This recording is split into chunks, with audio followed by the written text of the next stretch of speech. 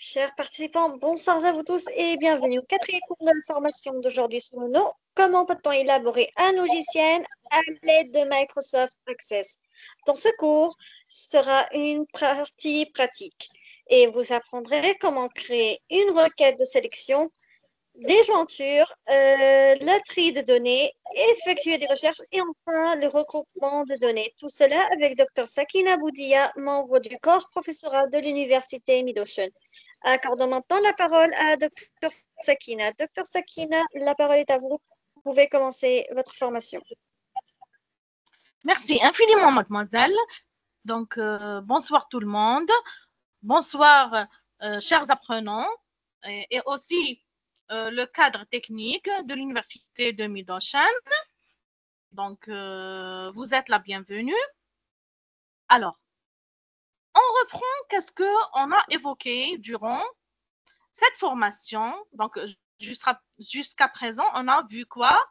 On a vu comment modéliser un système d'information, y compris le modèle conceptuel de données et sa transformation en modèle logique de données. On a vu comment traduire les tables sur Access, c'est-à-dire comment les appliquer et les créer sur Access. Donc, après avoir créé les tables, y compris les clés primaires, d'accord, et la saisie des données, on a abordé comment créer un formulaire. Donc, c'est quoi un formulaire? C'est la façade du logiciel. Donc, il permet de saisir les données. Ainsi, d'exécuter quelques opérations à travers les boutons qu'on a vu comment insérer la fois passée. Donc, le bouton fermer, le bouton ouvrir, le bouton enregistrer, le bouton fermer, etc. Alors, donc aujourd'hui, qu'est-ce qu'on va voir ou bien qu'est-ce qu'on va aborder? On va aborder la création des requêtes. Donc, qu'est-ce qu'une requête? Donc, je vais repartager l'écran. Attendez.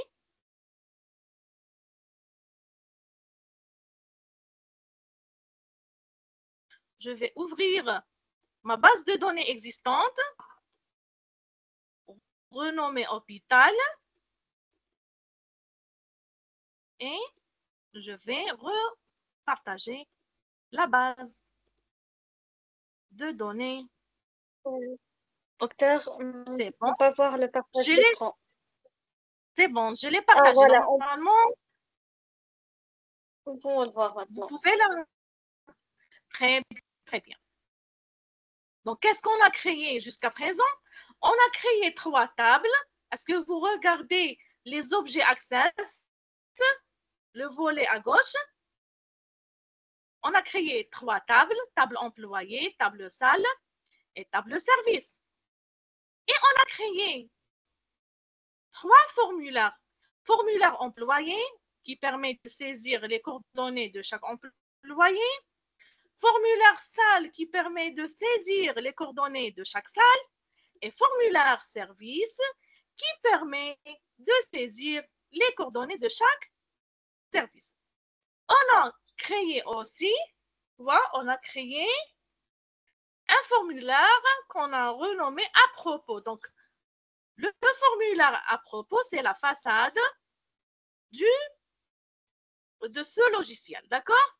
Donc, lorsque l'utilisateur installe ce logiciel sur son ordinateur, cette image va figurer sur la fenêtre ouverte, sur son ordinateur, bien sûr.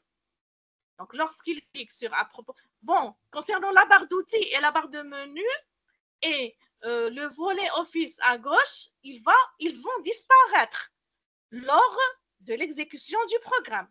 D'accord? C'est une étape à évoquer dans le dernier cours, Inch'Allah.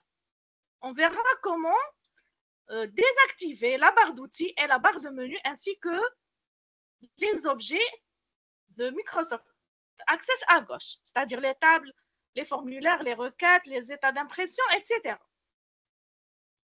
Donc, c'est grosso modo ce qu'on a vu les séances précédentes. Alors, aujourd'hui, qu'est-ce qu'on verra? On verra comment créer des requêtes. Donc, le cours d'aujourd'hui va porter sur la création d'une requête de sélection. Donc, moi, j'ai divisé ou bien j'ai réparti ce cours en deux cours. Le cours d'aujourd'hui portera sur la création des requêtes de sélection et le prochain cours, Inch'Allah, il va porter sur la création de requêtes de calcul, c'est-à-dire comment effectuer des calculs à travers les requêtes. Donc, on verra les jointures, on verra comment trier les données à travers les requêtes, on verra comment effectuer des recherches à travers les requêtes et on verra comment faire le regroupement de données. Alors, avant de commencer à créer la requête, je vais supprimer les coordonnées qu'on a fait saisir précédemment. C'est bon, j'ai supprimé les coordonnées des employés. Bon, pour supprimer, il faut sélectionner le tout et appuyer sur la touche supprime du clavier. C'est bon, je les ai supprimés, ainsi que les coordonnées de la table service. C'est bon, je les ai supprimés. Maintenant, je vais ressaisir des données réelles, bon, presque réelles, pour voir le résultat après l'exécution de la requête. Donc, ça nécessite des données quasi réelles, d'accord? Donc, je vais commencer par la table service. Donc, le service numéro 1, nom du service, c'est le service d'ophtalmologie. Donc, cette table, la table service, elle ne va comporter que 3 enregistrements. Pourquoi 3 enregistrements? Parce que la liste de choix comporte 3 services. Service ophtalmo, service cardio et service endocrino. D'accord? Donc, le service numéro 1, c'est le service d'ophtalmologie. Par exemple, il se trouve dans le bâtiment A. D'accord? Le nom du directeur de ce service, par exemple, Omar. Ensuite, le service numéro 2, c'est le service de cardiologie. Il se situe dans le bâtiment numéro, plutôt, c'est pas numéro C, appelé B. Et le nom du directeur, c'est Ahmed, par exemple. Le service numéro 3, nom du service, endocrinologie. Le bâtiment du service, c'est le bâtiment C. Le nom du directeur, par exemple, Jamal. Alors, je vais faire stop ici. Je ne vais pas continuer à taper les services. Pourquoi? Parce que la liste de choix du nom de service ne comporte que 3 services. Ophtalmo, cardio et endocrinologie. Donc, c'est notre table intacte. D'accord? Portant sur les services de cette hôpital. Donc, je vais fermer la table. Ou bien, je peux la garder ouverte. Je vais enregistrer et je vais vers la table salle. D'accord? Donc, supposons que le service numéro 1 comporte 5 salles. Donc, la première salle, toujours le service numéro 1 comporte la salle numéro 2, le service numéro 1 comporte la salle numéro 3, le service numéro 1 comporte la salle numéro 4 et le service numéro 1 comporte la salle numéro 5. Jusqu'à présent, c'est clair. Donc, j'ai dit que le service numéro 1 comporte 5 salles. Jusqu'à présent, c'est bon. On passe au service numéro 2. Ne vous inquiétez pas concernant le nombre de lits et le nom du surveillant. On va le taper plus tard. D'accord? Moi, ce qui m'intéresse, c'est les clés primaires et les clés secondaires. D'accord? Donc, on a le service numéro 2. On suppose qu'il comporte, par exemple, 6 salles. Donc, la salle numéro 6, toujours service numéro 2 comporte la salle numéro 7. Le service numéro 2 comporte la salle numéro 8. Le service numéro 2 comporte la salle numéro 9. Le service numéro 2 comporte la salle numéro 10. Combien j'ai de salles? 1, 2, 3, 4, 5. On a dit qu'il comporte 6. Donc, on ajoute le numéro 11. La salle numéro 11. D'accord?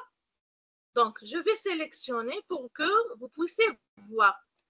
Donc, le service numéro 1 comporte 5 salles, numérotées de la salle 1 jusqu'à la salle 5. Le service numéro 2 comporte combien? Comporte 6 salles. 1, 2, 3, 4, 5, 6. De la salle numéro 6 jusqu'à la salle numéro 11. Est-ce que c'est clair? On passe au service numéro 3. Donc, il comporte, par exemple, 9 salles. Donc, j'ai la salle numéro 12. Le service numéro 3 comporte la salle numéro 13. Service numéro 3 comporte la salle numéro 14. Service numéro 3 comporte la salle numéro 15. Service numéro 3 comporte la salle numéro 16. Service numéro 3 comporte la salle numéro 17. Service numéro 3 comporte la salle numéro 18. Service numéro 3 comporte la salle numéro 19.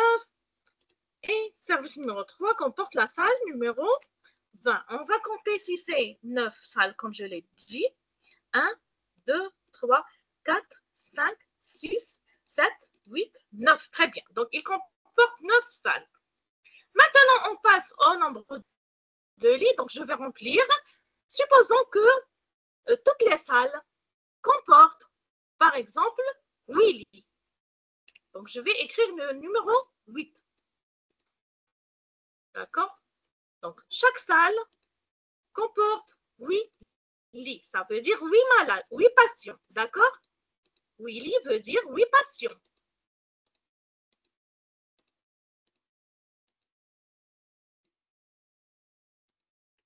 Très bien. Le nom du surveillant, par exemple, supposons que le surveillant est un infirmier. Donc, infirmier numéro 1, infirmier numéro 2, infirmier numéro 3, infirmier numéro 4, infirmier numéro 5, infirmier numéro 6, infirmier numéro 7, infirmier numéro 8, infirmier numéro 9, infirmier numéro 10, infirmier numéro 11, infirmier numéro 12, infirmier numéro 13, infirmier numéro 14, infirmier numéro 15, infirmier numéro 16. Bon, vous pouvez remplacer infirmier, par exemple, 16 avec un nom. C'est juste pour accélérer la présentation. Ensuite, infirmier numéro 17, infirmier numéro 18, infirmier numéro 19 et infirmier numéro 20. Donc, la totalité, combien j'ai de surveillants? J'ai 20 surveillants. D'accord? Donc, je vais enregistrer et on passe à la table employée. Donc, supposons que, par exemple, chaque salle comporte 3 employés. D'accord? Donc, la salle 1 du service du premier service comporte l'employé numéro 1. On passe à l'employé numéro 2. Toujours service 1, salle 1. Pourquoi? Parce que j'ai dit que chaque salle comporte 3 employés, par exemple. 2 infirmiers plus médecins. D'accord? Donc, et l'employé numéro 3, toujours, je peux le trouver affecté au service numéro 1, salle numéro 1. Jusqu'à présent, c'est bon. Donc, on a dit que la salle 1 comporte 3 employés. 1, 2 et 3. D'accord? Maintenant, on passe à la salle 2. Donc, la salle 2, même la salle 2, on peut la trouver dans le service numéro 1. D'accord? Donc, la salle 2, elle se trouve au niveau du service numéro 1. Donc, c'est l'employé numéro 4. L'employé numéro 5, toujours service 1, salle 2. L'employé numéro 6, toujours service 1, salle 2. Est-ce que c'est compris jusqu'à présent? Pourquoi j'ai donné ces numéros suivis? Moi, je consulte la table salle. D'accord? Donc, alors là, je remarque le code du service avec la salle appropriée. Et je vais la ressaisir dans la table employée. Est-ce que c'est clair? On passe à l'employé numéro 7. Il se trouve au service 1, salle numéro 3. D'accord? Parce que le service numéro 1 comporte combien? Comporte 5 salles. D'accord?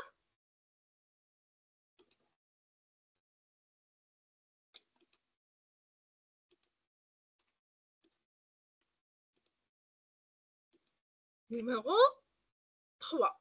Est-ce que c'est clair? Maintenant, on passe à la salle numéro 4. La salle numéro 4, elle se trouve dans le service numéro 1 toujours. Donc, c'est l'employé numéro 10. L'employé numéro 11, toujours 1, 4. Numéro 12, toujours 1, 4. Numéro. C'est bon. C'est 3 employés. C'est bon. J'ai tapé 3 employés. On passe à la salle numéro 5. Elle se trouve dans le service numéro 1 toujours. On consulte la table. Donc, salle numéro 4, elle se trouve dans le service numéro 1 toujours. C'est l'employé numéro 13. Numéro 14, toujours 1, 5. Numéro 15, 1, 5. Jusqu'à présent, j'ai tapé tous les employés du service numéro 1. Donc, le service numéro 1, c'est le service d'ophtalmologie. Donc, le service d'ophtalmologie comporte 15 employés. Chaque salle comporte 3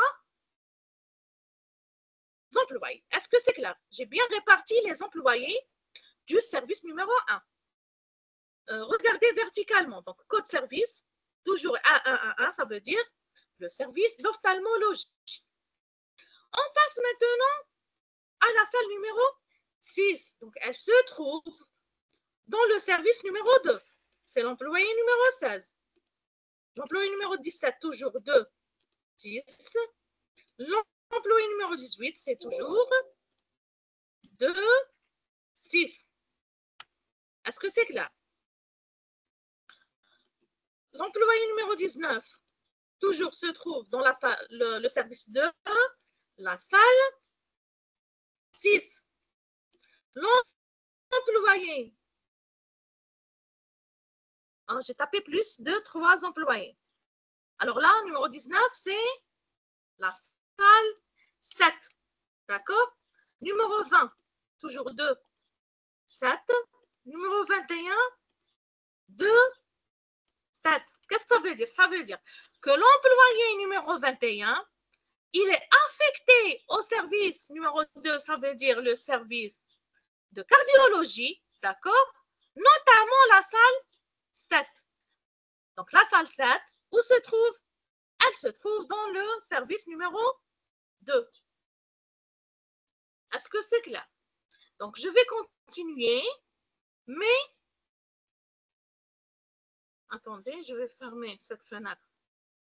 OK. Très bien. Donc, je vais continuer parce que il y a plein de coordonnées. La salle numéro 8, elle se trouve dans le service numéro 2, toujours. Je vais donner numéro 22. On suppose que la salle numéro 8 comporte un seul employé, d'accord? Pour accélérer. Je vais réduire le nombre d'employés pour accélérer. La salle numéro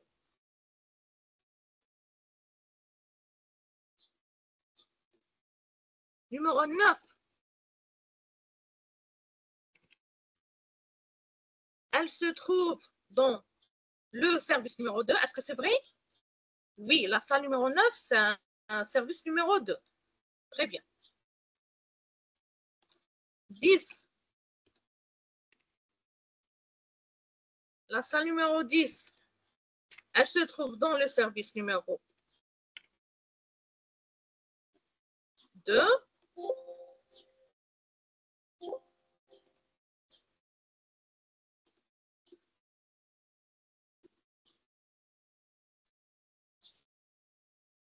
Et la salle numéro 11, elle se trouve dans le service numéro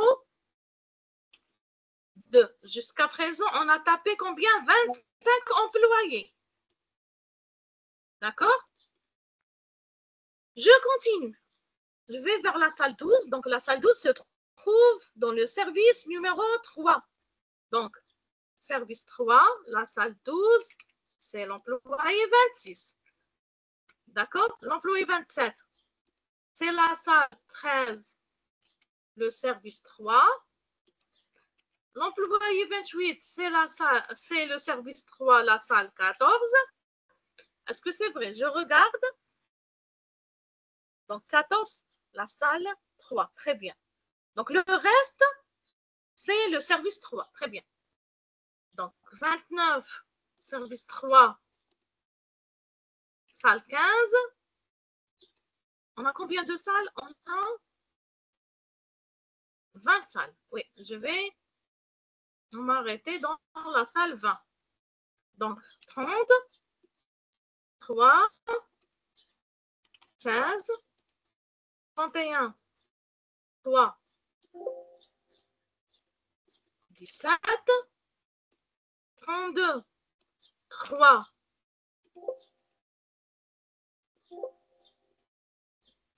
18, 33, 3, 19 et 34, 3, 20. Donc, pour les dernières salles, j'ai supposé que chaque salle ne comporte qu'un seul employé. D'accord? Donc, pour cela, on a eu 34 employés en tout. Jusqu'à présent, est-ce que c'est clair? Est-ce que vous avez compris ce que je suis en train de saisir?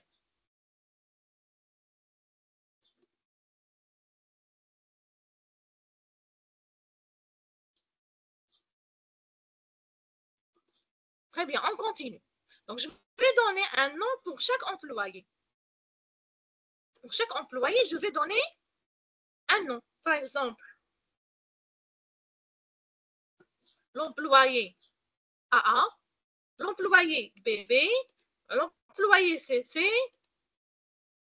EE, FF, GG, H, I, J, K, L, M, N, O, P, Q, R, S, T, U, V, W, X, Y, Z.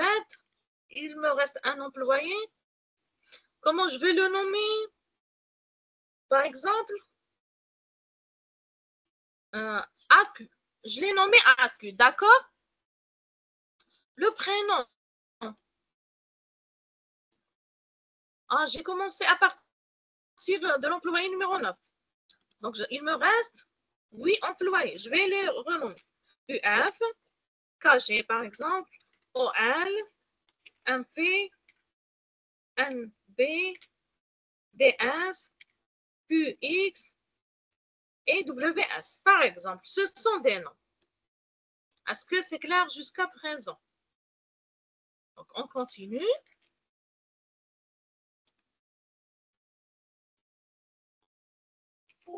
Bon, concernant le prénom, j'ai collé les mêmes noms pour ne pas perdre du temps. Est-ce que c'est clair?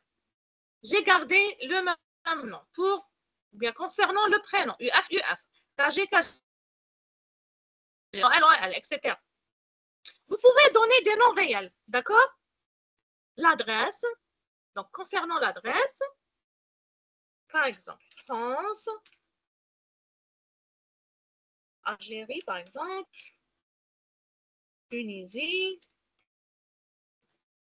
par exemple, Comores, par exemple, je ne sais pas moi, Égypte. Donc, pour ne pas perdre du temps, on va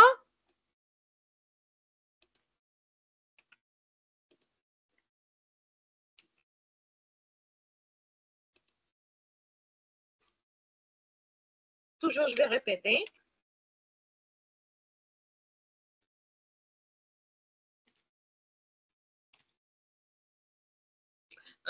C'est le cas de la liste de choix. Normalement, je crée une liste de choix. D'accord? Donc, je vais vous montrer comment la créer. Normalement, on l'a vu la fois passée, comment créer une liste de choix. D'accord? Mais il n'y a pas de souci.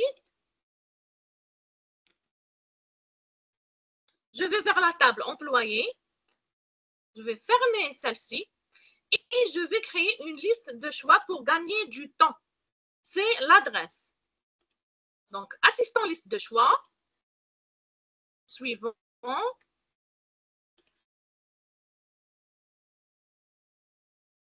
Je taperai la liste moi-même.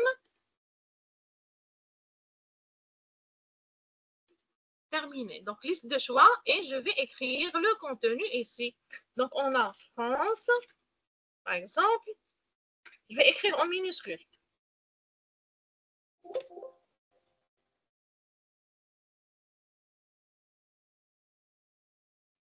Donc, point virgule, Algérie. Donc, désolé pour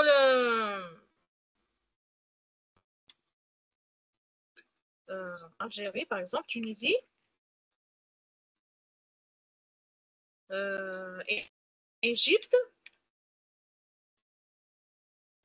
Comment?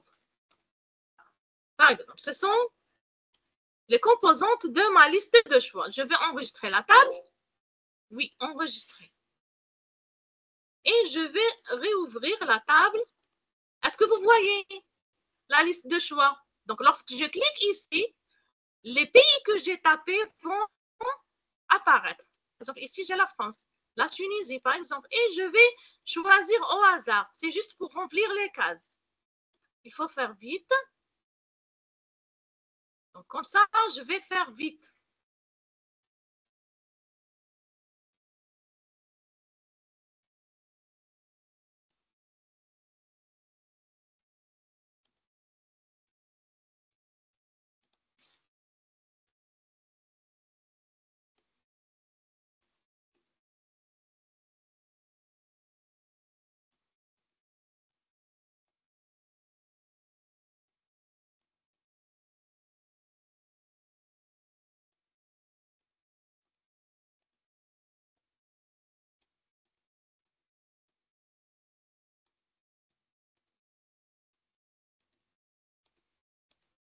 Est-ce que vous voyez?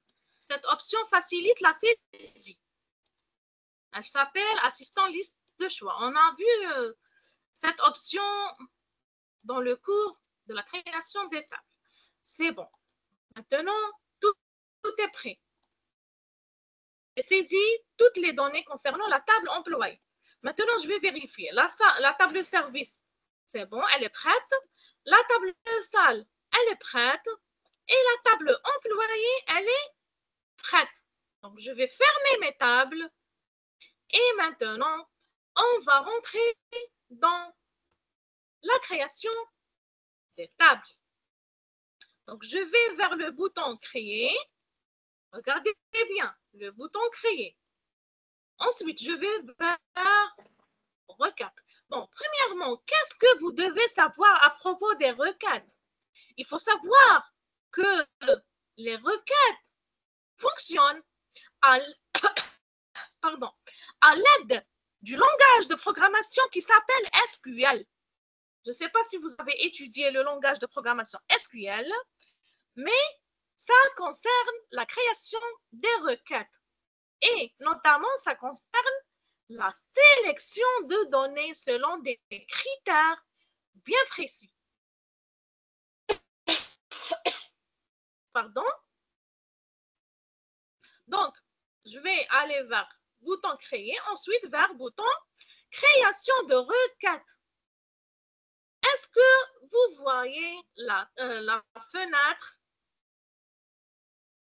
apparue sur l'écran?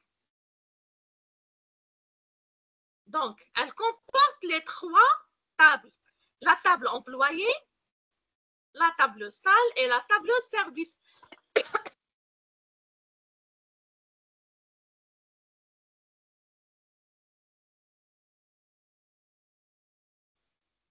Alors, donc, on a dit qu'elle comporte 3 tables. Table employée, table salle et table service. Donc, pour ajouter ces 3 tables-là, qu'est-ce que je dois faire? Je dois cliquer sur la table concernée, ensuite sur le bouton ajouter. Est-ce que vous voyez la table employée? C'est bon, je l'ai ajoutée. Est-ce que vous pouvez la voir?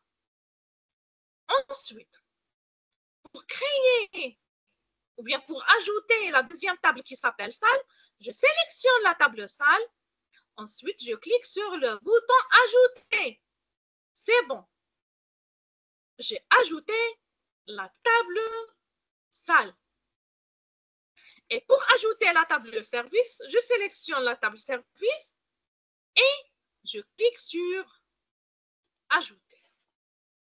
Jusqu'à présent, c'est clair. Est-ce que c'est clair jusqu'à présent? Est-ce qu'il y a des questions? Alors, est-ce que vous avez compris? Est-ce que vous avez des questions à Dr. Sakina?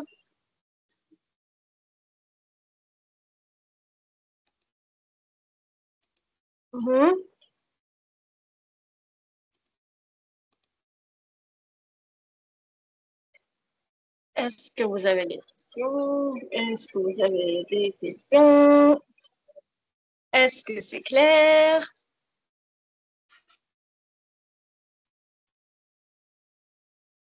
Allez, tout le monde? C'est clair avec vous? Donc, ils sont tous silencieux, ça veut dire que c'est clair chez le docteur. Problème partage d'écran, il y a des coupures. Veuillez vérifier votre connexion au Stouff. Ma connexion? Non, pas votre connexion, docteur. La connexion d'un participant. Ah, d'accord. Ok, c'est clair, docteur. Vous pouvez continuer. Très bien, très bien. Donc, je continue. Alors, maintenant, on verra comment faire des jointures. Donc, le langage SQL est basé sur les jointures. Qu'est-ce que ça veut dire les jointures? On reprend le MLD, le modèle logique de données. On a vu qu'il y a des clés primaires qui migrent vers d'autres tables. Donc, lorsque je trouve la même clé dans 2 tables différentes, alors là, je dois faire des jointures. Comment peut-on faire les jointures? Par exemple, le numéro d'employé, je le trouve que dans la table employé. Je ne peux pas trouver le numéro d'employé dans la table salle et dans la table service. Donc, c'est évident. On passe à la clé code service.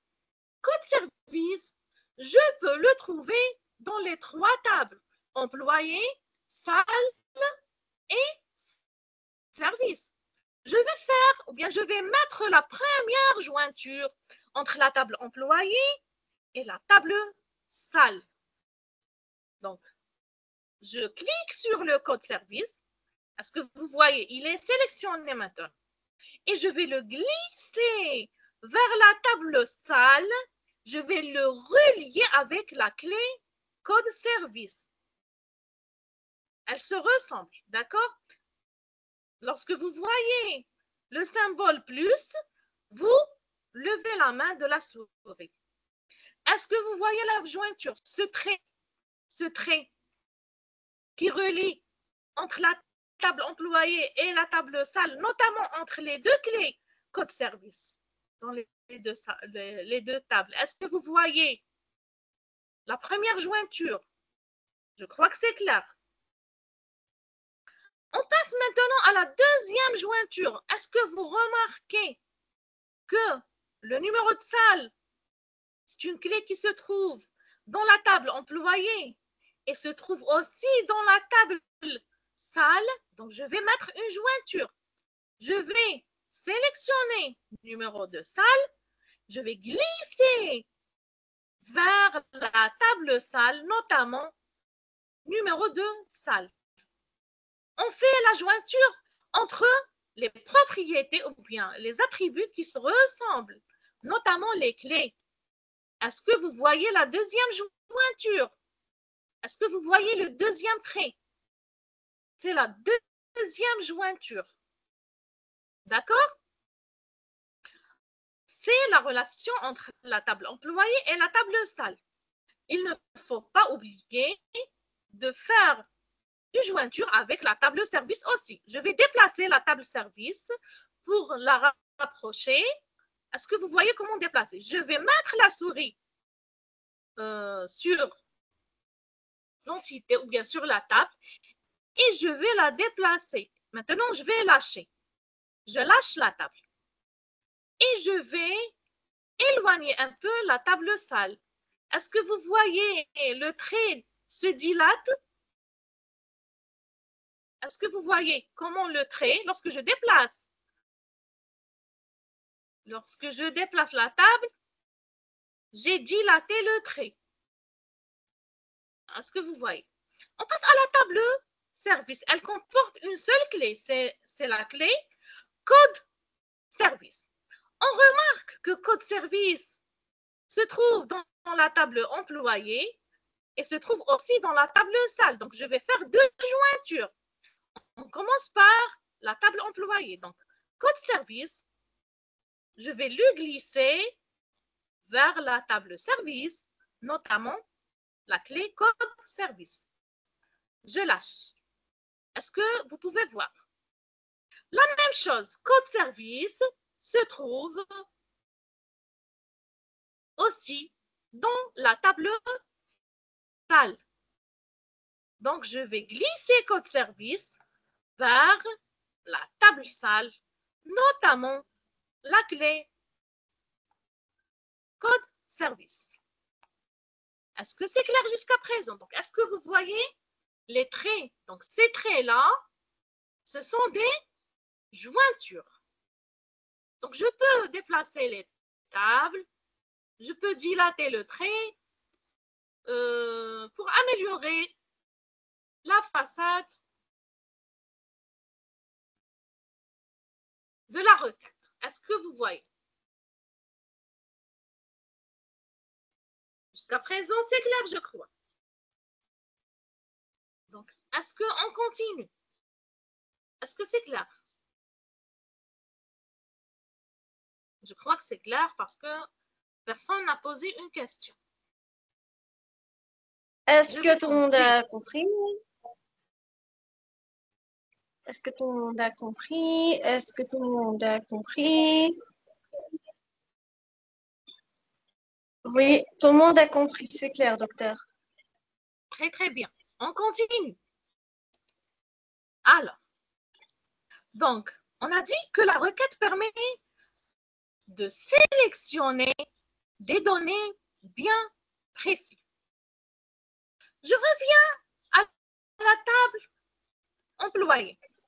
Donc, j'ai dit que l'employé, numéro 1, travaille ou bien il est affecté au service numéro 1, la salle numéro 1, son nom c'est UF, son prénom c'est UF, son adresse c'est la France, mais je veux savoir aussi le nombre de lits dans la salle dans laquelle cet employé se trouve. D'accord? Je peux savoir aussi, je veux même que le nom du service ophtalmo, par exemple, va apparaître dans ma table. Je veux savoir aussi le nom du surveillant qui se trouve avec cet employé numéro 1. D'accord? Donc, la jointure des tables va me permettre de faire cette relation, c'est-à-dire l'employé numéro 1, je veux savoir avec qui, avec quel surveillant il travaille et combien de lits il y a dans la salle où se trouve l'employé numéro 1. Quel est le directeur de l'employé numéro 1? Est-ce que c'est clair? Donc, je vais joindre toutes ces informations-là dans une seule table. C'est ça le rôle de la requête. Elle permet de faire la sélection. Donc, moi, je vais faire quoi? Je vais ajouter tous les champs de toutes ces tables-là. Donc, comment ajouter un champ? Je vais cliquer un double clic sur le champ souhaité. Par exemple, numéro d'employé, je vais cliquer double clic. Est-ce que vous voyez en bas le numéro d'employé qui va apparaître? Est-ce que vous le voyez? Je crois que c'est clair. Je vais ajouter aussi le code du service. Double clic sur le code du service. Double clic sur le numéro de salle. Double clic sur le nom d'employé. Double clic sur le prénom. Et double clic sur l'adresse. Est-ce que vous voyez les champs de la table employée? C'est bon, je les ai ajoutés tous. On passe maintenant à la table service. D'accord? Donc, je vais à la table service. Concernant le code service, je ne vais pas l'ajouter. Pourquoi? Parce que je l'ai déjà ajouté. Je l'ai déjà ajouté, le code du service. Il se trouve dans la table employée. Est-ce que vous le voyez? Je vais le sélectionner en noir. C'est bon, j'ai ajouté le code service. Donc, je vais ajouter maintenant le nom du service, le bâtiment du service et le nom du directeur. Est-ce que c'est clair? Ça concerne la table service. Maintenant, je vais ajouter les champs de la table salle. Code service et numéro de salle, je les ai ajoutés. Je vais les sélectionner pour que vous puissiez les voir. Code service et numéro de salle, je les ai ajoutés. Maintenant, qu'est-ce qu'il me reste?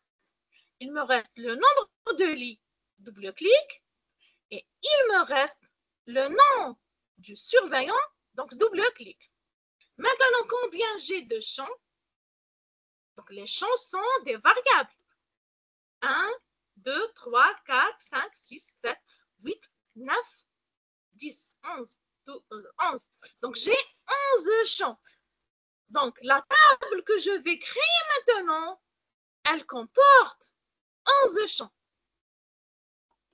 D'accord? Donc, comment exécuter la requête? Est-ce que vous voyez le bouton ou bien le symbole point d'exclamation qui comporte la commande exécuter? À gauche. Est-ce que vous voyez à gauche le bouton exécuter? Donc, je vais cliquer sur exécuter. Très bien. Est-ce que vous voyez ma nouvelle table? Elle comporte quoi? Elle comporte Vous les pouvez le voir employés. avec merveille, docteur. Très bien, très très bien. Donc, elle comporte les employés avec leur code du service, leur numéro de salle, le nom, le prénom, l'adresse. Maintenant, on a ajouté le nom du service. Donc, on a dit que le service numéro 1, c'est le service d'ophtalmologie. Regardez, le code service 1 comporte le nom du service ophtalmologie. Il se trouve dans le bâtiment A, qui s'appelle A. Le nom du directeur du service d'ophtalmo, c'est Omar. Est-ce que vous voyez? Le nombre de lits, c'est 8. Et là, j'ai le nom du surveillant. Donc, cette requête a englobé toutes les informations qui concernent les 3 tables à la fois. Est-ce que vous pouvez les voir?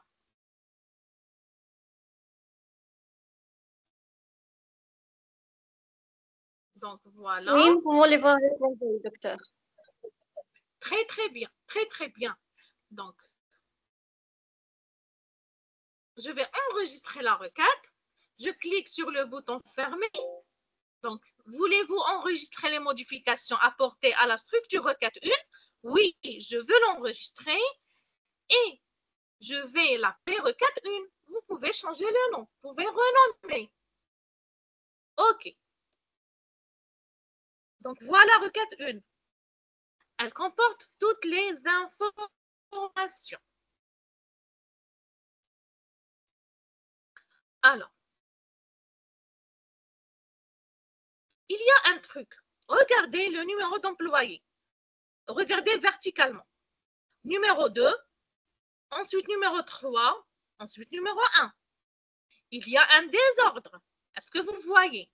Moi, je veux que Access va trier ces données par employé. Je veux qu'il va rendre la table, commence par numéro 1, ensuite numéro 2, ensuite numéro 3, ainsi de suite. Est-ce que c'est clair? Donc, je veux que Access va trier mes données. Donc, qu'est-ce que je vais faire? Je vais cliquer sur la requête 1, clic droit, mode création. Ensuite, qu'est-ce que je vais faire? Je vais vers le champ numéro d'employé, d'accord? Et je vais vers tri. Est-ce que vous voyez le mot tri à gauche?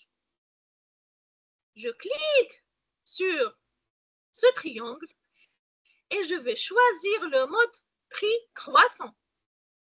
Tri croissant, ça veut dire du plus petit vers le plus grand. Est-ce que vous voyez? Et je vais exécuter.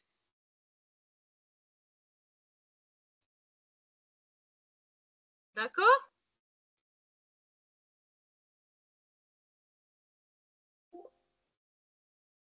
Je vais Nous pouvons les voir, docteur. Très bien. Donc, je vais mettre le tri croissant dans les numéros ou bien dans les clés primaires. Et j'exécute.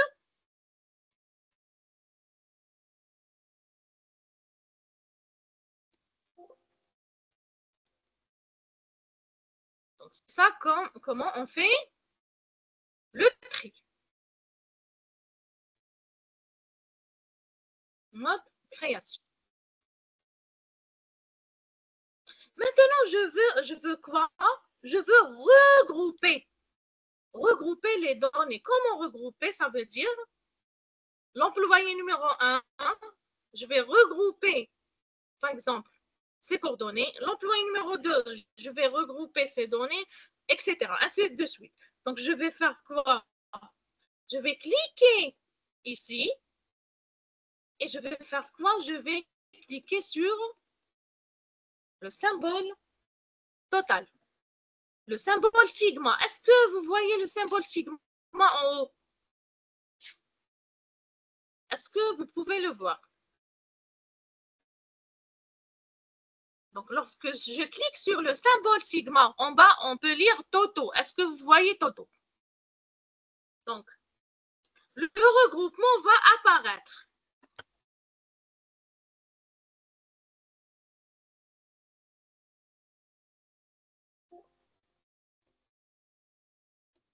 Oui, nous pouvons le voir.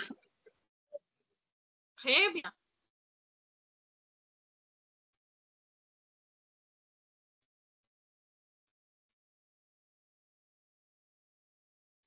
Donc, je vais enlever le tri et je vais laisser le regroupement.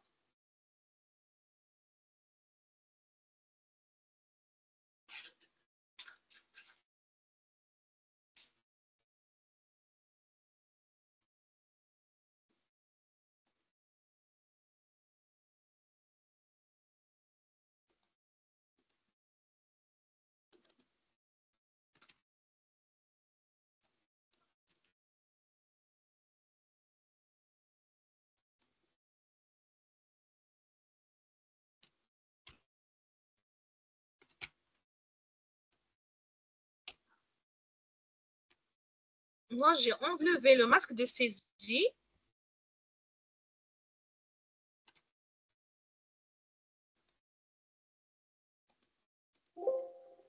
Enregistrer les modifications.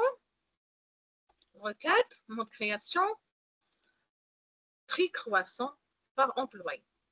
Donc, est-ce que vous voyez le tri? De l'employé numéro 1 jusqu'au 34. Donc, c'est comme ça qu'on fait, c'est comme ça qu'on fasse une requête de sélection. Enregistrer. Mode création. Est-ce que vous voyez le bouton affiché en bas? Les cases cochées. Par exemple, si je décoche la case employé et je décoche la case code service et je décoche la case numéro de service. Qu'est-ce que ça veut dire? Ça veut dire qu'il va masquer ces champs-là. Est-ce que vous voyez? Il a masqué les champs que j'ai décochés. Par exemple, j'ai besoin de savoir le nom, le prénom, l'adresse, le numéro de service, plutôt le nom de service, le bâtiment, le nom du directeur, le nombre de lits et le nom du surveillant. Lorsque je décoche le champ, ça veut dire que je vais le masquer. Il ne va pas apparaître sur le résultat de l'exécution de la requête. D'accord? Toujours clic droit, modifier. On a vu les jointures, on a vu le tri, le regroupement. Maintenant, on verra ce qu'on appelle le langage SQL. Donc, comment savoir les clauses? Comment apprendre les clauses en langage SQL? En bas du bouton outils de requête, la barre d'outils, en bas, on trouve SQL Direct. SQL Direct, on clique. Est-ce que vous voyez la clause en langage SQL? Donc, si vous voulez programmer à l'aide de Microsoft Access, donc vous devriez utiliser la clause Select from Group by, Order by, Where. C'est de la programmation. C'est ça ce qu'on appelle les macros et les modules. D'accord? C'est juste pour vous montrer comment programmer les requêtes. Donc, select employé, non employé. Qu'est-ce que ça veut dire cette clause? Ça veut dire que j'ordonne l'ordinateur de sélectionner le nom d'employé. Ensuite, virgule employé, prénom employé. Sélectionner le prénom d'employé. Virgule employé, adresse employé. Ça veut dire j'ordonne l'ordinateur de sélectionner l'adresse ainsi de suite. From, ça veut dire quelle est la table depuis laquelle j'ai sélectionné. Donc, from, employé. Inner join, ce sont des clauses utilisées en SQL. On, ça veut dire de la table employée. And, avec, ça veut dire avec la table employée qui comporte le code du service.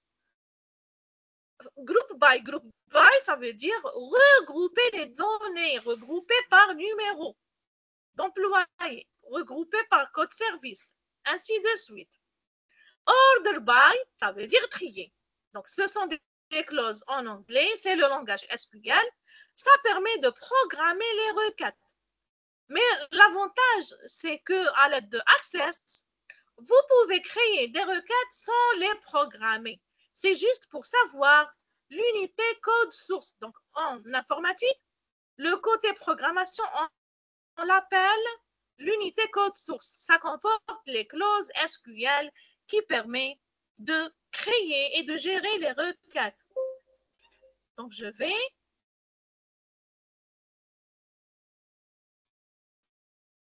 vais pas enregistrer. Je vais réouvrir la requête. Est-ce que c'est clair jusqu'à présent? Est-ce que c'est clair? Qui n'a pas compris? Ah, je crois qu'il y a des questions. Okay. Alors, on va voir les questions. Alors, Ousto, les boîtes de dialogue et les menus contextuels n'apparaissent pas dans le registre. Écoutez, veuillez vérifier votre connexion, Ousto, car tout est clair et tout est bien expliqué. Et le partage d'écran marche avec merveille. Donc, est-ce que tout est clair chez vous, chers participants?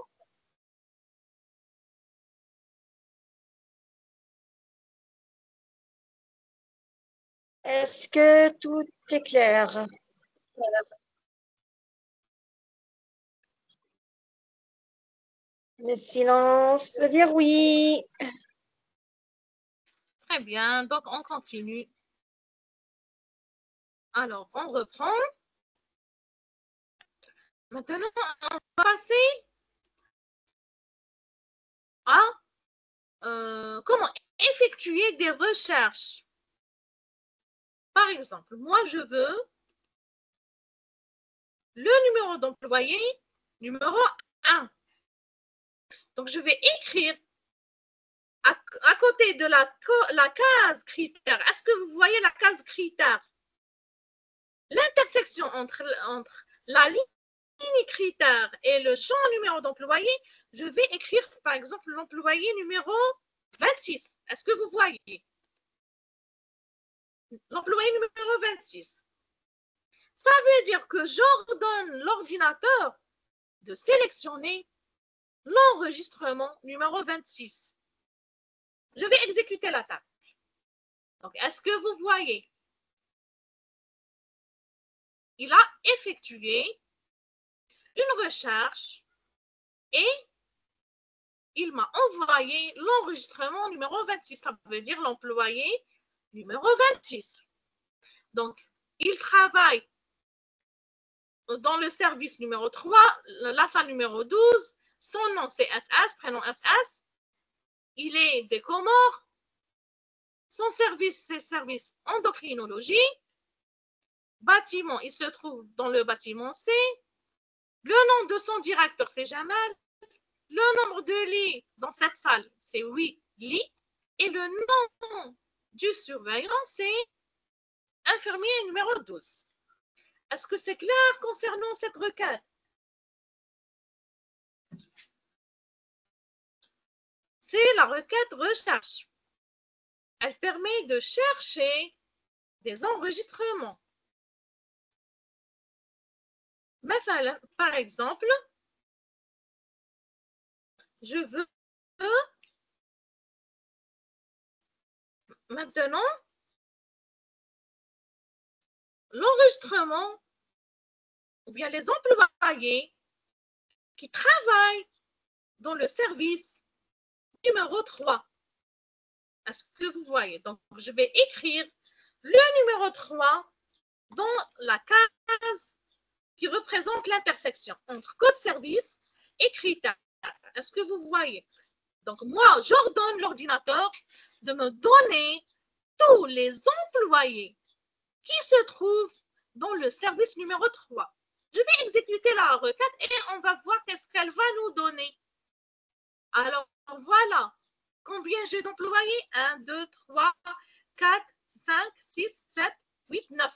J'ai 9 employés qui travaillent au niveau du service numéro 3. Est-ce que vous voyez le résultat? J'ai toujours le code service 3.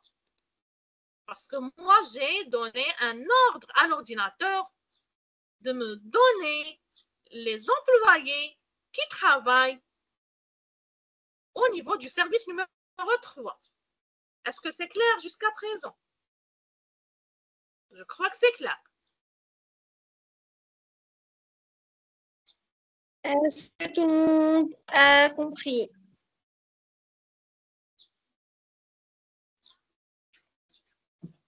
Est-ce que tout le monde a compris? Y a-t-il des questions?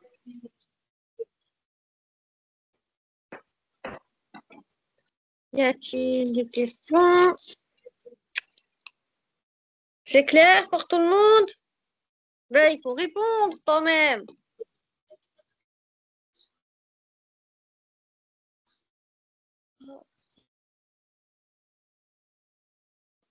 Est-ce que c'est clair?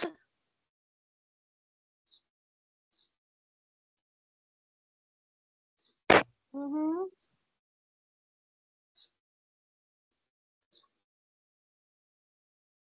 Vous avez des questions?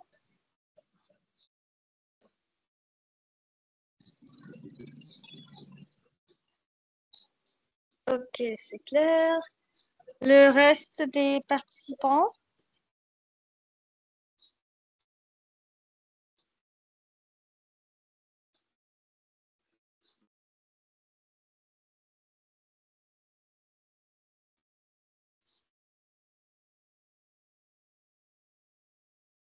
Mhm.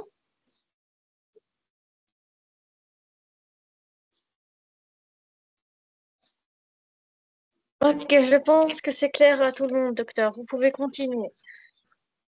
Très bien, donc on continue. Alors maintenant, on a vu la requête qui donne quoi? Qui donne tous les employés qui travaillent au niveau du service numéro 3. On va créer une autre requête, clic droit, mode création. Je vais effacer le code service numéro 3. Maintenant, j'ordonne l'ordinateur de me donner tous les employés qui se trouvent dans la salle numéro 7. J'exécute. Donc, elle comporte 3 employés, 19, 20 et 21. Le code service, c'est le service 2, la salle 7. Le nom d'employé, LMN. Le prénom. L'adresse. Le service, c'est le service cardiologie. Le bâtiment B. Leur directeur, c'est Ahmed. Le nombre de lits, c'est 8. 8 lits pour chaque salle. Donc, c'est une seule salle. Et j'ai le nom du surveillant. D'accord? Toujours lorsque je veux modifier la requête, je dois cliquer sur mode création. Je vais effacer la salle numéro 7. Maintenant, par exemple, je veux ou bien j'ordonne l'ordinateur pour qu'il me donne l'employé qui s'appelle MM. Donc, je vais écrire MM dans le critère du choix. Et je vais exécuter. Donc, il m'a donné l'employé MM. Il porte le numéro 20. Il est affecté au service numéro 2, notamment la salle numéro 7. Son nom, c'est MM. Son prénom, c'est MM. Son adresse, la Tunisie. Donc, le service, c'est le service cardiologie, bâtiment B. Son directeur, Ahmed. Nombre de lits, 8. Et Le numéro de surveillance, c'est infirmier numéro 7. D'accord? On continue. Je vais effacer l'employé MM.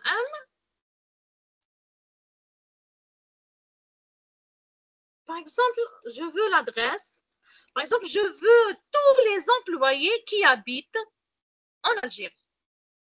Qu'est-ce que je dois faire? Je dois écrire Algérie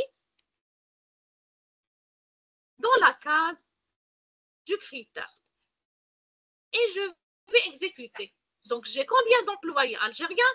1, 2, 3, 4 et 5 employés. Donc, l'employé numéro 7, 30, 31, 33 et 34.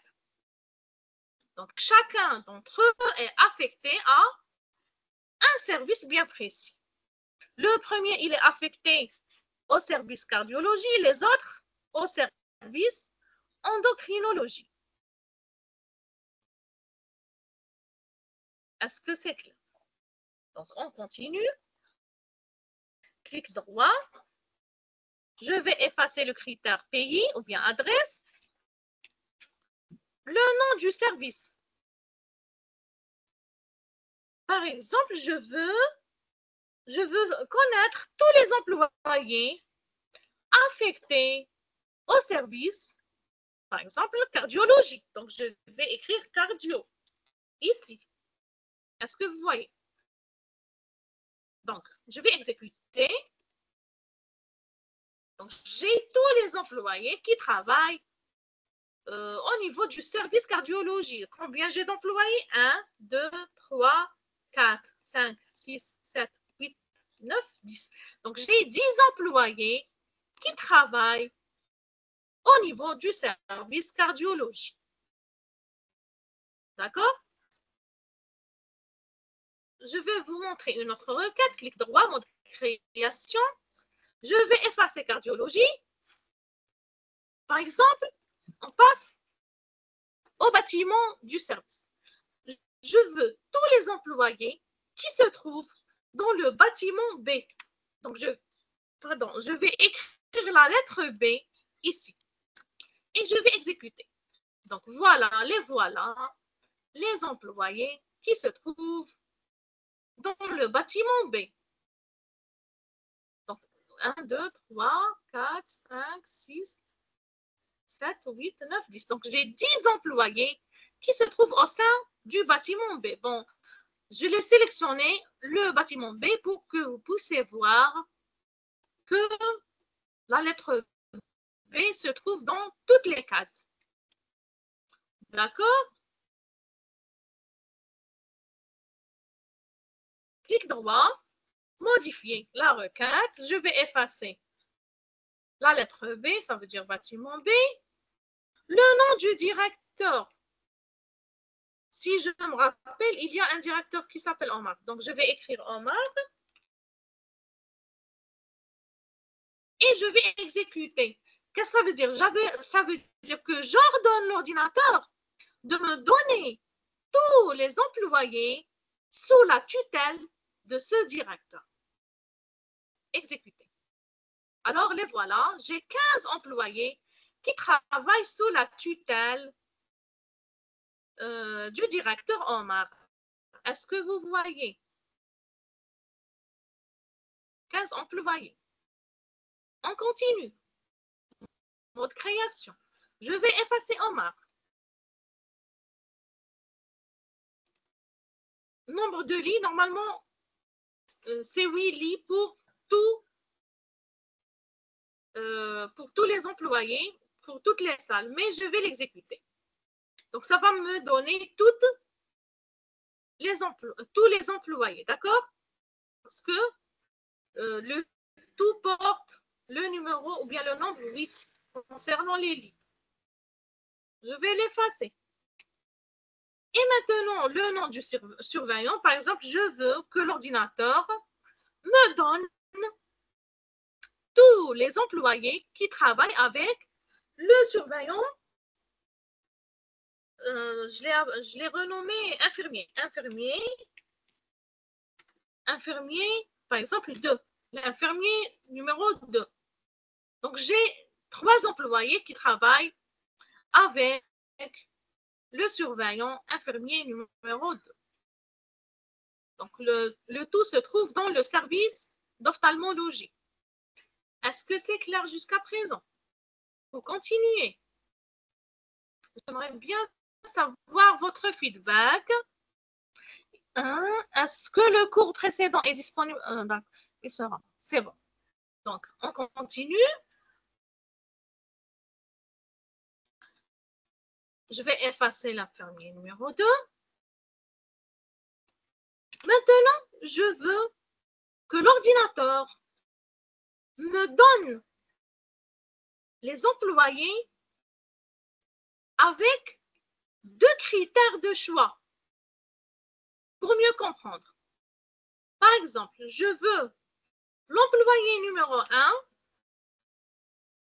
et je veux le service numéro 1. Donc, j'ai 2 critères. Donc, il va me donner l'employé numéro 1 qui se trouve dans le service numéro 1. Je vais l'exécuter. Donc, pourquoi il ne m'a pas donné du résultat? Pourquoi? Parce que moi, lorsque j'ai saisi les données, je lui ai donné le numéro 01 et non pas le numéro 1. Donc, faites attention. Il faut écrire les chiffres et les lettres, ou bien les appellations telles que vous les avez saisir dans quoi? Dans la table. D'accord? Donc, je vais modifier. Au lieu d'écrire 1, je vais écrire 01. Le numéro d'employé, 01. Donc, normalement, il va me donner le résultat. Est-ce que vous voyez?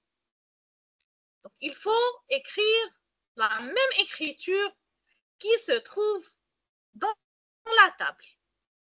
D'accord? Je vais enregistrer ma requête. Clic droit, mode création. Par exemple, je veux savoir qui sont les employés qui travaillent dans le service numéro 1, d'accord, et qui sont de l'Algérie. Où est le champ adresse? Le voilà. Donc là, je vais écrire Algérie.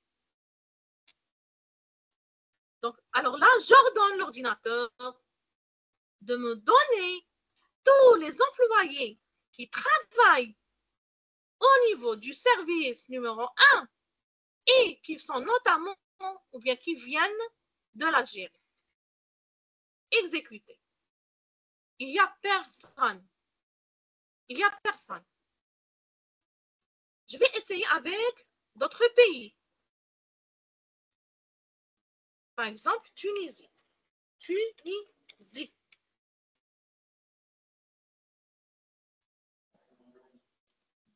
Ah, il y en a beaucoup. 1, 2, 3, 4, 5, 6, 7. Donc, de l'Algérie, il n'y a aucun employé qui est affecté au service numéro 1. Mais, par contre, il y a plusieurs employés qui viennent de la Tunisie. D'accord? Je vais réouvrir ma requête. Par exemple,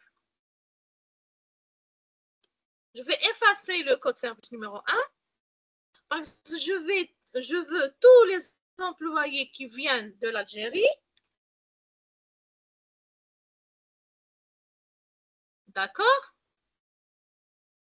Et qui travaillent dans le bâtiment A. Par exemple, le bâtiment A. Exécuté. Je n'ai personne. Il n'y a aucun Algérien qui travaille dans le bâtiment numéro A. Donc, je vais changer. Je vais essayer avec le bâtiment B. Bâtiment B. Exécuté. Donc, j'ai un seul employé algérien qui travaille dans le bâtiment du service numéro B. Est-ce que vous voyez? Par exemple, je vais essayer avec le bâtiment C. Est-ce qu'il y a des Algériens qui travaillent dans le bâtiment C. Donc, il y en a 4. 4 employés qu'on peut les trouver dans le bâtiment C. Est-ce que vous avez compris le rôle de la requête? Qui peut me répondre? Quel est le rôle de la requête? Si vous avez bien compris, j'aimerais bien savoir, est-ce que vous avez compris quel est le rôle de la création de requêtes? Qui peut me répondre?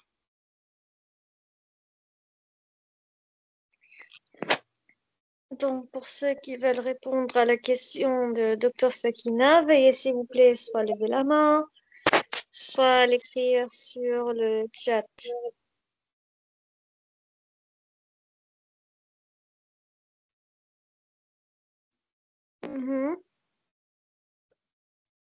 Qui veut répondre?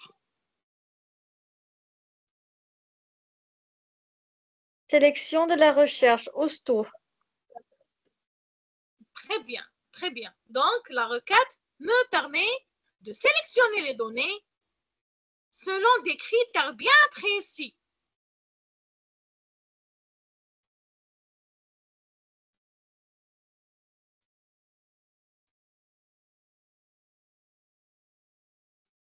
Il y a M. Hainaou qui est en train d'écrire. Donc, on attend sa réponse.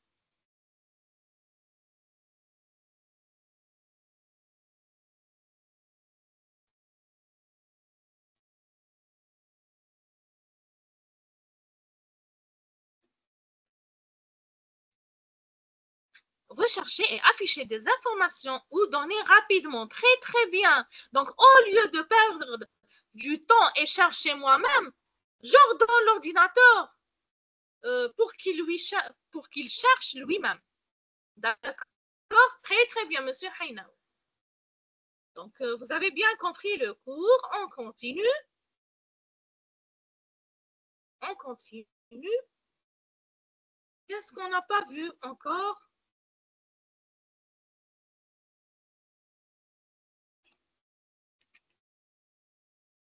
Donc, maintenant, on verra comment effectuer des recherches en tapant le nom ou bien le numéro. On verra. Donc,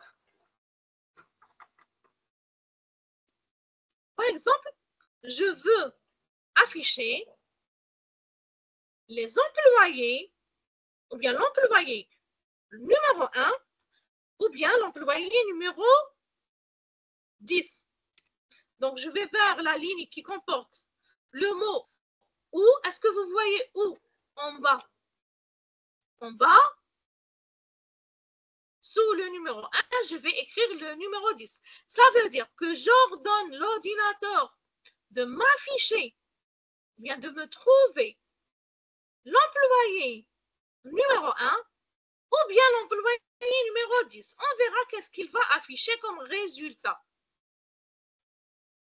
Donc, il a affiché l'employé 1 et l'employé 10. Est-ce que vous voyez?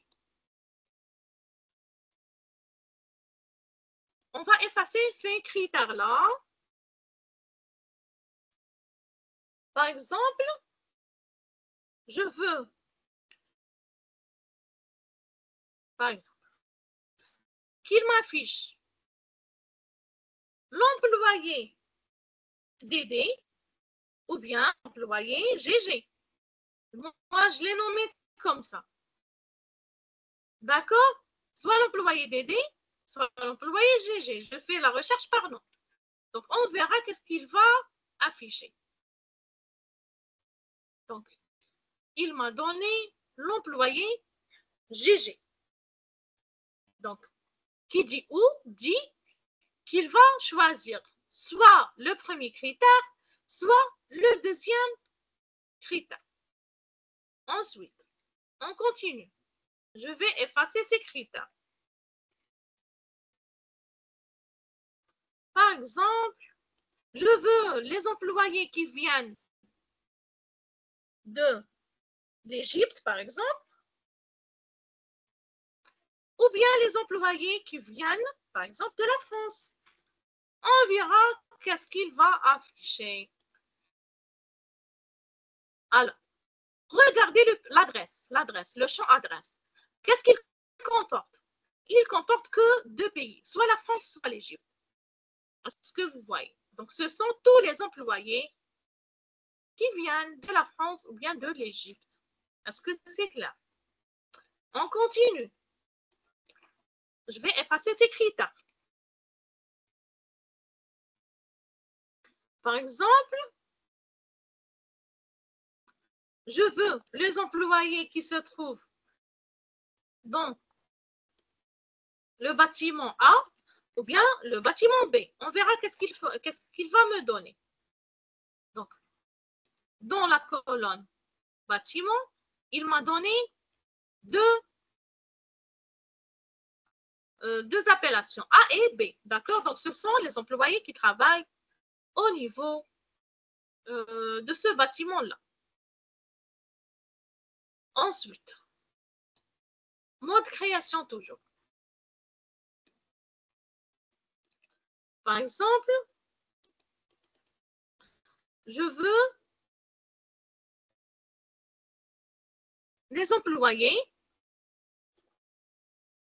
qui travaillent dans des salles qui comportent 0 lit.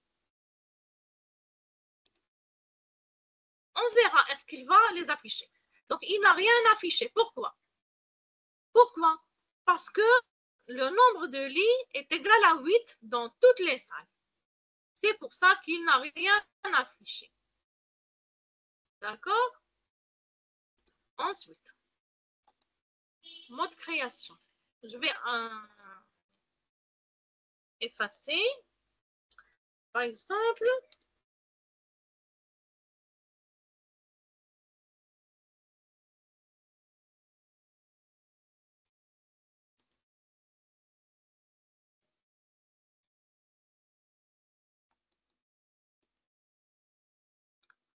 je tape la clause n'est pas nulle. La clause n'est pas nulle, ça veut dire j'ordonne l'ordinateur de me donner tous les employés qui se trouvent dans une salle qui ne comporte aucun lit. Est-ce qu'il y a ces employés-là? Je veux que le nombre de lits ne soit pas nul.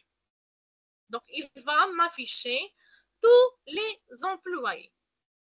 C'est la clause qui s'appelle not nulle, ou bien en français n'est pas nulle. D'accord? Alors, je vais effacer. Pour exécuter cette clause, je vais vous montrer quelque chose.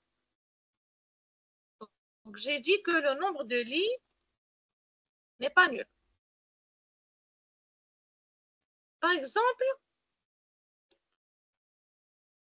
regardez, la salle numéro 20. Je vais effacer numéro 8. Est-ce que vous voyez? Est-ce que vous voyez? Donc, c'est une case qui comporte une valeur nulle. Normalement, il ne va pas afficher l'enregistrement de la salle numéro 20. Normalement, on verra. On va exécuter notre requête. Finalement, il ne l'a pas affiché parce qu'elle est nulle. Donc, c'est ça le rôle de la commande ou bien de la clause not nulle ou bien n'est pas nulle. Je vais l'effacer. Par exemple, j'ai besoin de savoir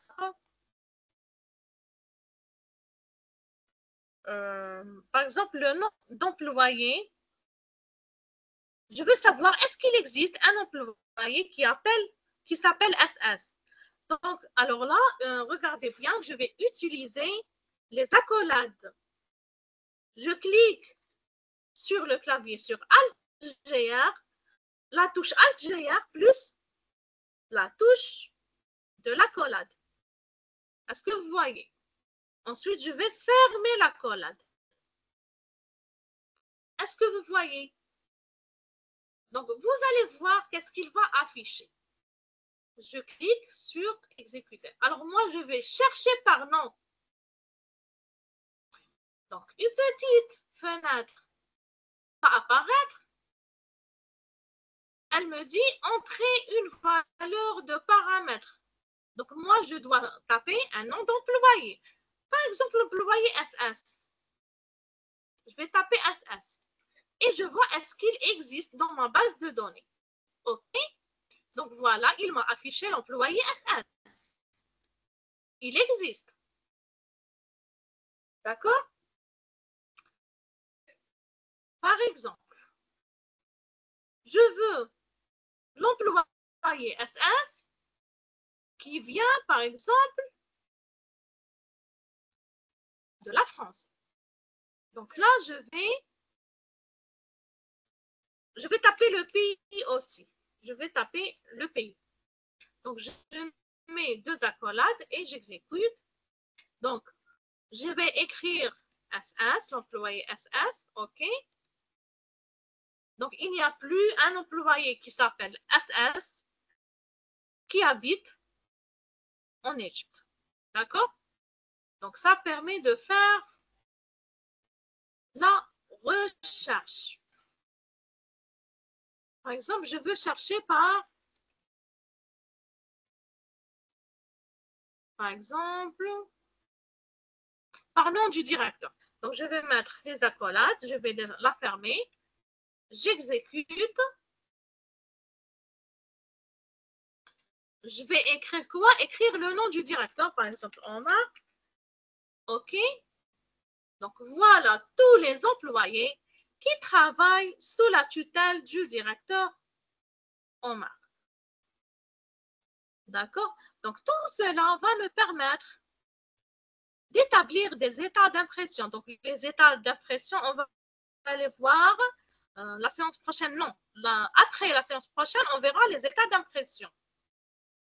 Donc, c'est quoi l'état d'impression? Il permet d'afficher les données et de les imprimer sous forme de formulaire. D'accord? Donc, qu'est-ce qu'on n'a pas vu aujourd'hui aussi? C'est bon, on a vu la recherche, on a vu la sélection. Donc, c'est tout ce que le programmeur a besoin afin d'établir des requêtes. D'accord? Alors, donc on a vu le tri, comment trier les données. Par exemple, si je veux un tri décroissant selon le numéro d'employé. Tri décroissant, je vais exécuter, ça veut dire du plus grand vers le plus petit. Donc, il a commencé par l'employé numéro 34, c'est un tri décroissant. D'accord? À partir du plus grand vers le plus petit. Normalement, numéro 1, c'est le dernier. Oui, numéro 1, c'est le dernier. D'accord? Donc, voilà, c'est ce qu'on a vu aujourd'hui. Aujourd'hui, on a vu comment créer des requêtes, d'accord? À travers Microsoft Access, sans utiliser le langage SQL.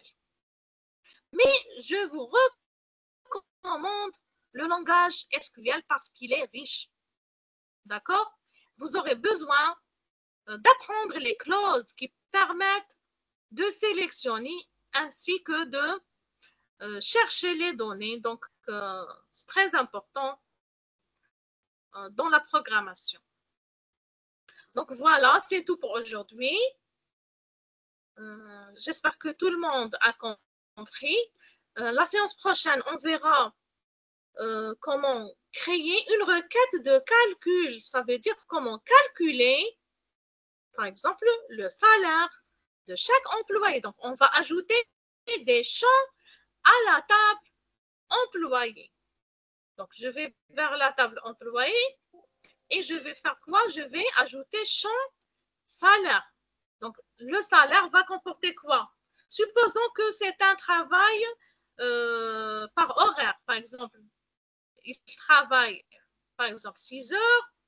Je ne sais pas, chaque heure est rémunérée, par exemple, à 10 000, par exemple. Donc, je vais multiplier les 6 heures par 10 000 et on va avoir le net à payer. D'accord? C'est comme ça qu'on fasse les calculs via Access plutôt. Donc, les calculs, on peut les effectuer à travers les requêtes. Donc, la séance prochaine, Inch'Allah, on verra comment calculer à travers les requêtes. Donc, voilà, c'est tout pour aujourd'hui.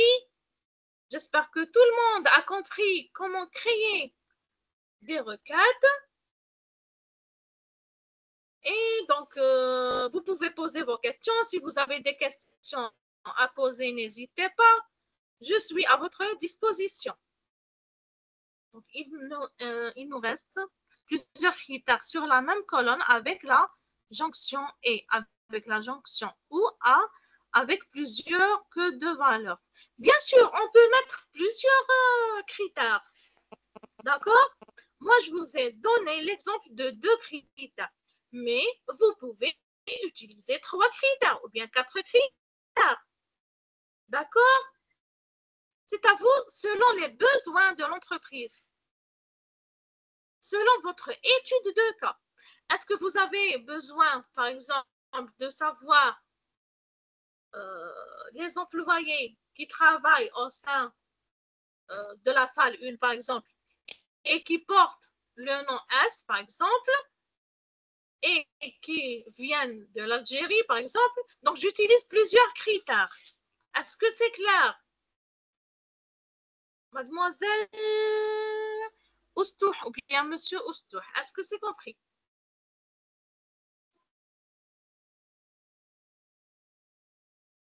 Donc, on peut utiliser plusieurs critères. Très bien. Super. Donc, pour ceux qui ont des questions, veuillez s'il vous plaît soit lever la main, soit l'écrire sur le chat. Donc, Kaysan avait levé la main. Kaysan, la parole est à vous.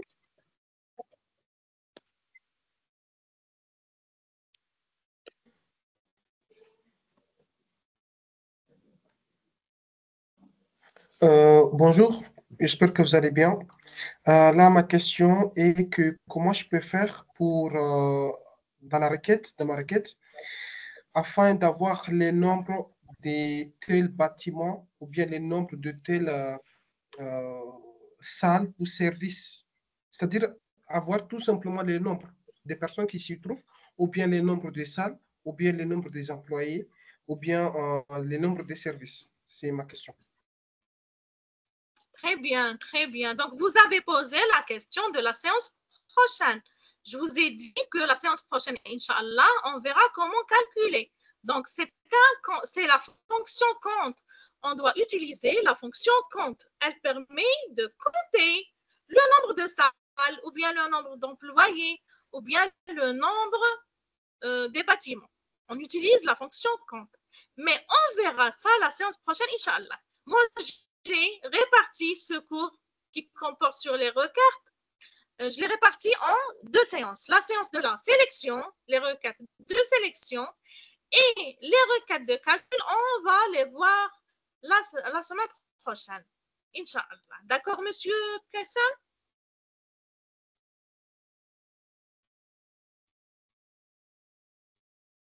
Super. Donc, pour ceux qui ont des questions, veuillez s'il vous plaît soit lever la main, soit l'écrire sur le chat. OK.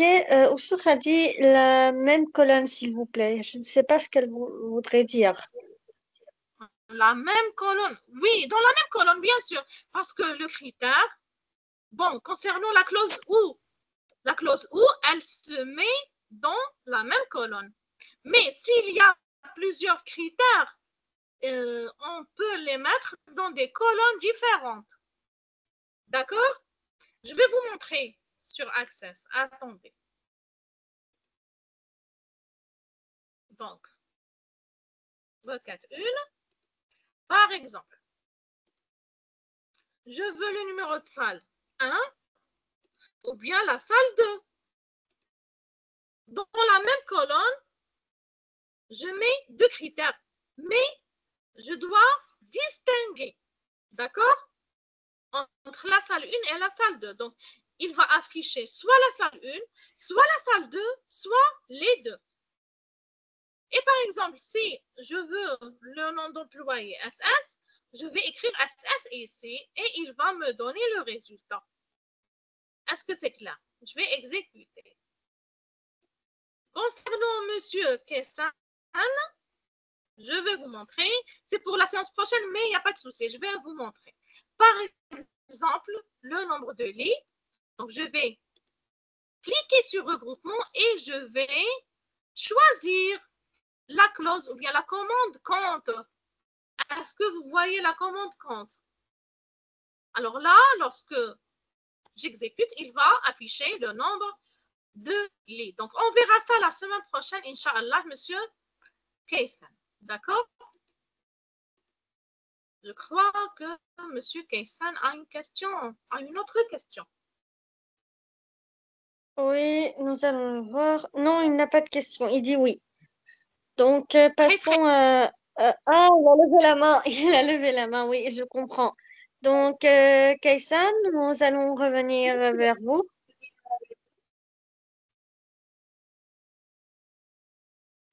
Là, ma deuxième question réside au niveau du fait que est-il possible d'insérer un système qui va me permettre euh, de m'envoyer un message email directement dans mon téléphone au lieu de consulter. C'est-à-dire que je vais faire un intervalle que tel jour à tel jour, si la dernière jour dépasse, le système va directement m'envoyer un email contenant directement les informations de la salle, du service et des employés aussi, et que voilà, afin que je puisse consulter. C'est ma question. Bien sûr, tout cela, on peut le créer à travers les tables. Donc, je vais vers la table. Par exemple, la table employé, modifier, mode création. Je vais ajouter, par exemple, le champ email.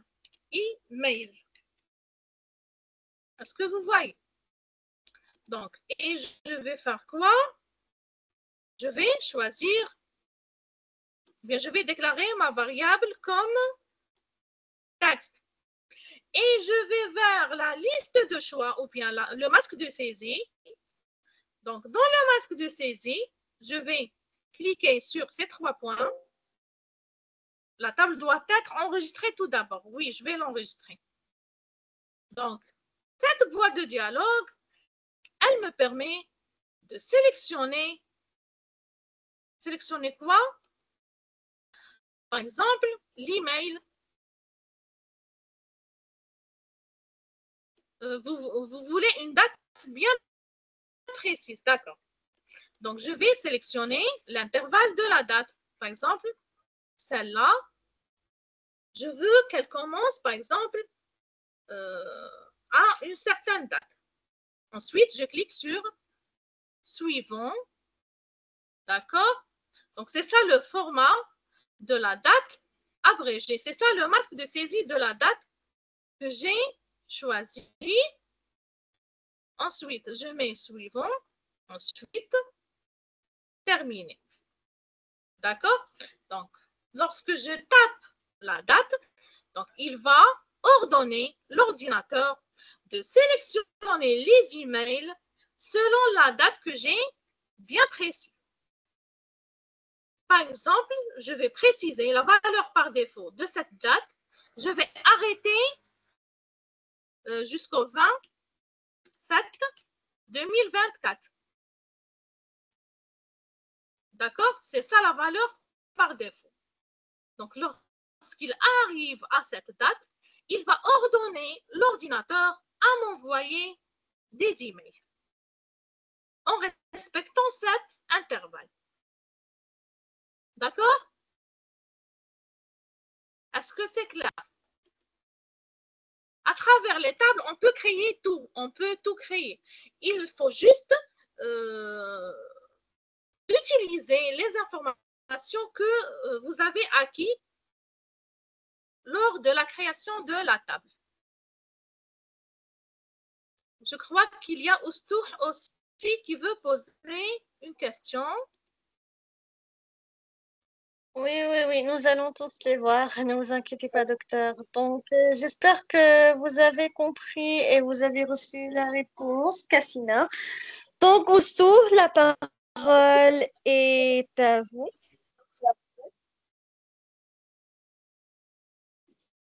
Euh, Bonjour, bonsoir tout le monde. Alors, pour ma question, elle concerne les critères pour la jonction OU. Alors, le docteur nous a montré pour 2 critères. Est-ce qu'il y a la possibilité pour avoir 3, 4 critères sur la même colonne? Merci.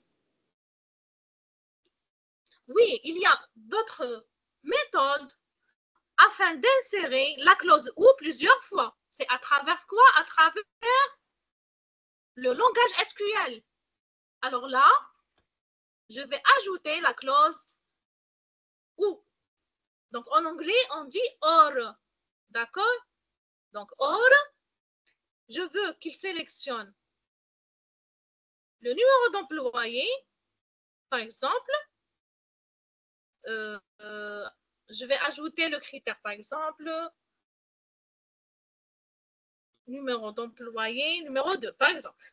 Donc, je vais écrire la clause OR, je vais l'écrire en majuscule et je vais écrire employé,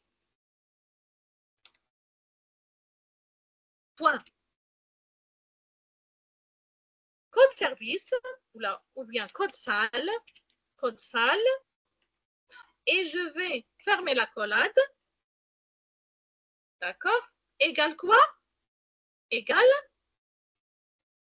je vais ouvrir les guillemets, par exemple, numéro 2, par exemple, et je vais fermer les guillemets. Donc, on utilise en langage SQL la clause OR. Est-ce que c'est compris? Mais moi, je vous donne la méthode facile. Je sais que pas tout le monde peut créer des requêtes en utilisant le langage SQL.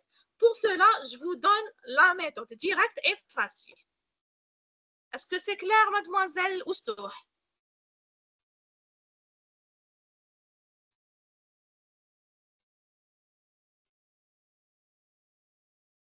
Oustou.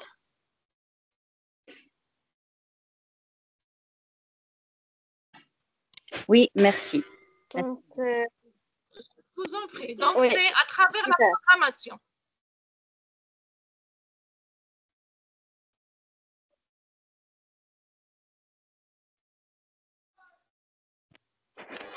Super. Donc, pour ceux qui ont des questions, veuillez s'il vous plaît soit lever la main, soit l'écrire sur le chat.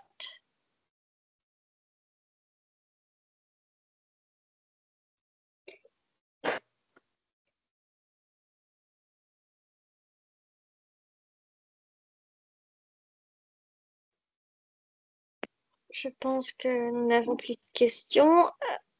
Ah, Kaysen, la parole est à vous.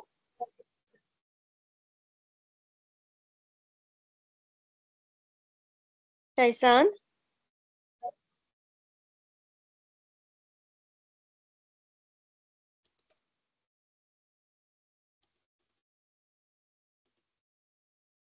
Kaysen.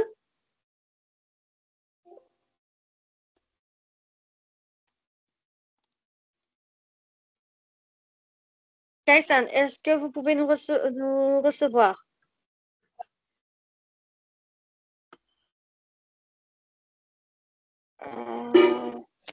Je pense que nous l'avons perdu. Donc, pour ceux qui ont des questions, veuillez s'il vous plaît soit lever la main, soit l'écrire sur le chat.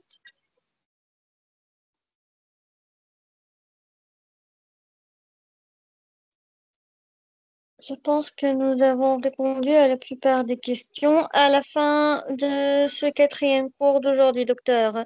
Voulez-vous ajouter quelque chose? Bon, c'est tout pour aujourd'hui. Je crois que c'est suffisant parce que trop d'informations tue l'information. Je crois que c'est clair.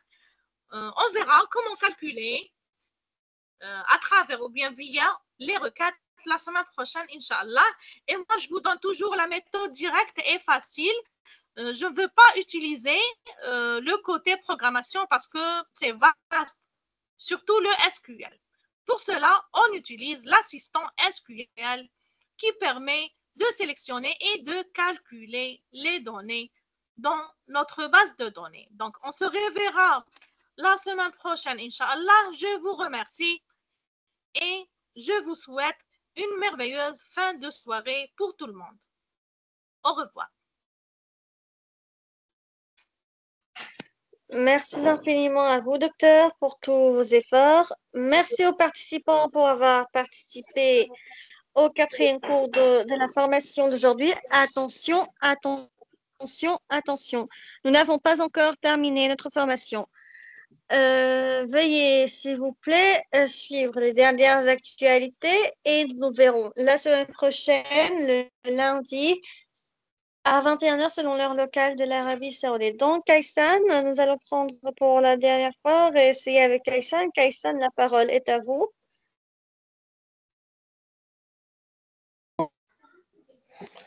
Ma question est que, en fait, je voulais savoir,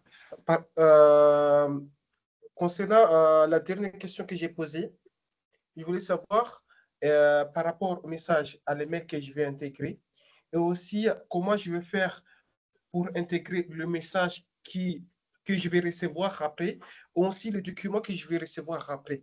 C'est-à-dire que toutes les informations figurant dans la formulaire vont être envoyées par le système. Et aussi, il y aura aussi un message qui sera en dessous qui va être aussi envoyé par moi aussi. Et que sur ça, c'est ce que je voulais savoir, que comment je vais faire pour programmer que telle date à telle date, toutes les formulaires figurants et aussi les informations figurants vont être, je vais les recevoir par la suite. Et aussi, je vais recevoir aussi un message provenant du système que j'ai programmé. Très bien. Maintenant, j'ai bien compris qu'est-ce que vous voulez savoir. Donc, ça concerne notre formation continue, c'est-à-dire le niveau numéro 2, c'est-à-dire comment publier notre logiciel sur Internet. Par exemple, après avoir l'inscription des étudiants, si c'est une base de données qui concerne la gestion de scolarité, donc après avoir les inscriptions, bien l'inscription des étudiants, je veux recevoir les coordonnées de chaque inscrit. C'est ça ce que vous voulez savoir. Est-ce que c'est le terme?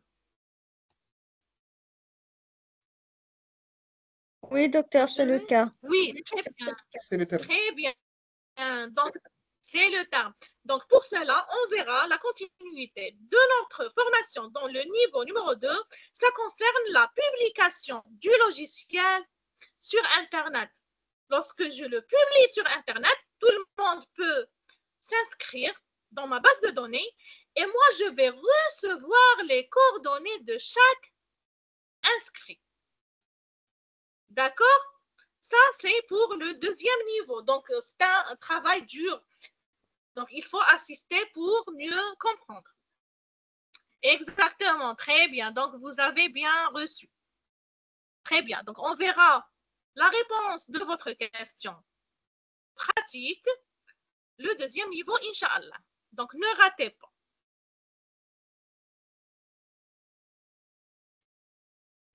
Super, merci infiniment à vous, docteur, pour tous vos efforts. Merci aux participants pour avoir participé à la formation d'aujourd'hui. Donc, nous verrons Inch'Allah la semaine prochaine, le lundi à 21h selon l'heure locale de l'Arabie Saoudite. Vous pouvez également suivre les dernières actualités concernant les séminaires, formations, ateliers, concours et l'inscription au programme d'études de l'université via le compte officiel de l'université sur Facebook, le groupe WhatsApp des activités étudiants ou encore le site web de l'université. Merci à vous tous Et nous verrons Inch'Allah dans notre formation la semaine prochaine ou encore dans nos nombreuses formations telles que la formation, la préparation de l'examen du DELFDAL, dont son panel de discussion sera demain. Donc, à toutes les personnes qui se sont inscrites à la formation, veuillez s'il vous plaît bien réviser le cours et faire vos devoirs pour le panel de demain. Ou encore demain avec Dr. Coates également à 18h selon l'heure locale de l'Arabie saoudite, programmé à l'aide de Python. Python pour machine learning, pardon. La formation de Dr. Asma Boualil.